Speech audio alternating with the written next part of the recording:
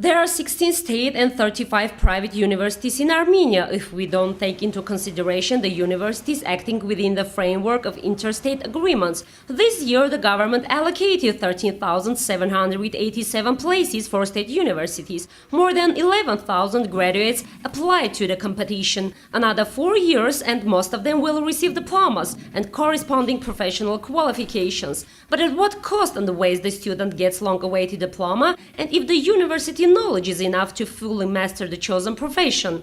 My personal opinion is that our education system, especially university education system, drastically needs revision, because to me it's associated with some big business project where the priority is to learn money, and I don't know in which place the education quality is.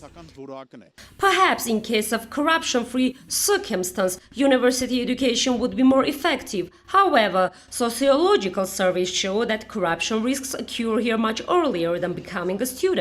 Started from the stage of admission up to the final stage, up to the current exams, final exams, naturally is present both within the framework of distance learning and in the present education framework. There are considerable corruption examples in the system. We just have to watch this as an alarm, as an opportunity that reveals our shortcomings, shows on which problems, aspects of our education system we have to pay more accentuated attention, implement reforms, improvements that further similar sociological surveys show a decrease, improvement of the situation in that area.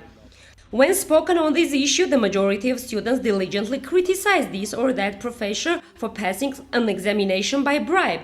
Whereas we have to take into consideration that students are often involved in corruption action when they are agreed to pay for passing an exam or they are making such a proposal. In any case, corruption risks will reduce if the student has more serious approach to education. If you are going to study, you have to be ready to learn. Otherwise, your goal is not justified. You do some additional costs, investments, a waste of time. If you do all that non-addressable and non-targeted, it means you are not doing it. Ethical norms are obligatory for both parties or just within the society, for all strata of society. And keeping it, I think, is profitable for overall work, and it will help to implement our goals.